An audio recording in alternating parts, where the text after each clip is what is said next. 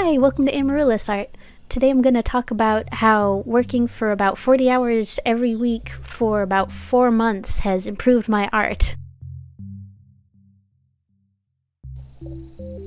When you look at my first illustration in the style that I developed at the start of these 4 months, you can tell that I had a basic grasp of colors and that the ones that I chose didn't work out very well, but that they still look all right together. I think I could have made some better color choices, but I think for my first real illustration, when I decided to really become an artist, I think it's not bad.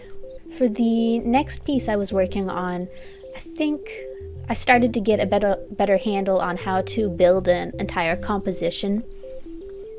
I edited a couple different characters. I started experimenting with how I wanted the eyes to look. I tried having eyes with different colors, but I think I've settled on just having the big, shiny black eyes. The shiny black eyes seem to work best for the style that I've chosen. I was also trying to be a little more inventive with the clothing types rather than just doing a frilly skirt like I had on my previous one, and I think that the clothing worked out alright. I think that the color choices I made do work together alright, but I think that they're not as unified as they could be, which is something that I've learned how to do better as I've gone along. This third piece here I think is really when I started to get much stronger at how to build a composition and choosing colors that work together well. The blues and purples really, I feel like they really mesh and really contribute to a cohesive unit of an illustration together. And I think that I really started to figure out how to build characters in my style that I decided. This is probably my first one that I did in Photoshop, entirely in Photoshop, rather than inking on paper and then transporting into Photoshop. I started experimenting with how to use light and shadow more to my advantage, and also learning how to use Photoshop more than I had before. I've been using Photoshop for a very long time, but I feel like I still didn't entirely understand a lot of the things that I could get out of it as an artist. This next painting, I feel like, is when I really started to figure out how to use Photoshop to make really good digital illustrations, rather than just using it as a substitute for the ink and paint that I'm used to. I probably used the airbrush a little too much on this one. I think that's my next piece. I'm definitely pretty guilty of that. But I started to get pretty good at getting an interesting composition with a good background that actually added to the whole piece rather than just having kind of a blank white background like I did in my previous pieces. Now this piece, I kind of went a little too far with what I learned on how to do backgrounds, and I went a little too crazy with the airbrush to try and add depth, shading, and texture where maybe I could have used a different brush. I think I still like it because it's very zany, but I think that I learned a lot from it, even though it doesn't look as good as the previous one. I think I learned a lot about how to use Photoshop by really just screwing around and using tools in ways that I probably shouldn't have. This next piece, I feel like I got really good at figuring out how to unify the colors. This is where I actually laid down a base color that I wanted to use, a green, and then I added like a pink and a purple on top of it with the brush at about 50 opacity to try and create a unified color palette. And I think you can really tell that the colors are all in a unified palette in this piece. This is where I also learned how to change the line color in Photoshop. I didn't use a clip mask for this one. I think I just changed the entire layers color to be a darker green, which I think looks a lot better than just hard black lines, but I did learn about clipping masks a little later on, and I think that really helped my piece a lot. This next piece is a fan art that I did of Disenchantment because I just finished binging the latest season. I've been watching an artist on YouTube called Lavender Town who is absolutely fantastic. I highly recommend you check her out.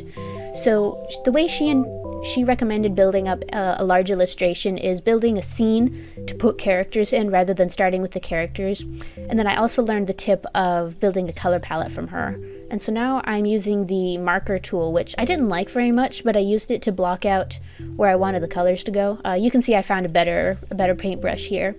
This is also where I started using Clip Studio Paint instead of Photoshop, which I think is actually a much better tool for artists than Photoshop is. Although Photoshop undoubtedly has some tools in it that Clip Studio doesn't. I find it a lot easier to work in than Photoshop and a lot more intuitive, while still having a lot of the same key combos as Photoshop does, so it's an easy transition. So yeah, I finished blocking out the colors and I liked how it looked overall. I had a good color palette that I enjoyed. So I started, after building up the rough sketch, I started going in to do a more refined and cleaned up sketch, which is a step I don't usually do, but I really wanted this one to look good, so I decided to put in the extra time.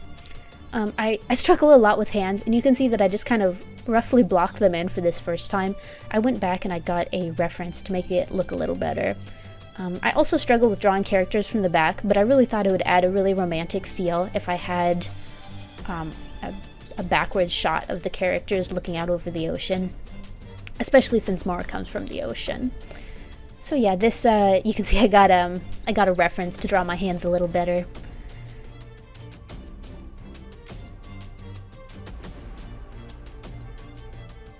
And this is where I started inking. I really like the vector inking layers, or the vector layers. I use them for inking primarily in Clip Studio because you can just draw a really sloppy line, but then you can edit the curve and it'll look much better. Yeah, so I'm just going through my inking process here, building up from the rough sketch that I had. I only really needed to clean up the characters in the sketch to make them look a little better. Trying to add enough detail to this foreground image so that you can tell that it's, you know, its own thing rather than just kind of like a lazy placeholder. Yeah, this is where I'm starting to lay in the main colors. I watched a video like Kurt, Comics with Kurt or something like that, where he really taught me a lot about how to build up colors for like on a comics basis. So I used that to lay down my flats, but now you can see here I'm starting to lay in my shadows and my textures and shading. I found a really good brush in Clip Studio Paint that I really like. I think it's called Annette paintbrush. It's really good. It reminds me a lot of acrylic painting, and it's a little hard to blend, but if you use a couple different tools on top of it, I feel like I can get a really good texture and shading from it. So yeah, I'm just doing what I usually do of laying in the colors and the shading to make it a little more, give the characters a little more depth here. Something else that I did that I'll probably see me working on the video here soon is I added some color reflecting up off the sand onto her and Bean's bottoms so that you can kind of tell that they're interacting with the world. I'm not very good at like light reflection in shadows, but I tried to do a little bit more of that in this one. You can see I was experimenting with the grass brush to see if it looked good. It doesn't. I'm not sure what I could use it for, but maybe for a texture or if I wanted to do some sort of patterned clothing. Oh yeah, this is where I started using the clipping layer so that I could paint the ink softer colors than just black, and I think it really adds a lot to the piece. It really softens the feel of it, to have the nice colored lines rather than the hard black outlines. And I feel like the piece by itself is okay, but I feel like when you change the color of the lines, it really made it 100% better than it was. So I'm never going to not use it again. Oh yeah, just trying to add some more depth to the ocean. Oh, there's where I added a layer on top of everything except for the characters to kind of darken everything down to try to make it look a little more unified as a whole. And as you can see, it worked out all right. I think the piece overall is pretty good. I feel like there definitely some things where I could do better, but it got the most interaction I've ever gotten with a piece on Instagram, so I think a lot of other people probably would agree that it's one of my better pieces.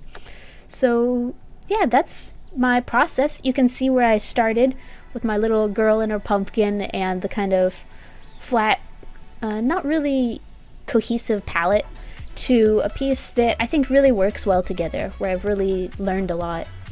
If you decide you want to become an artist and you want to spend about 40 hours a week for 4 months working, you can expect progress similar to what I've got.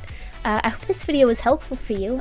I hope that you got something out of it. I feel like the last 4 months have really been a huge exploration trial for me, and I feel like I've really learned a lot. But I've also been not just drawing, but watching a lot of other artists on YouTube to see what their techniques are and see how they do things. And also Lavender Town has a lot of videos on what not to do, or how to do something a little better. So I would check out her Do This Not That series if you want to get better at art in general. So yeah, thanks for watching, and I hope to see you guys next time. Take care!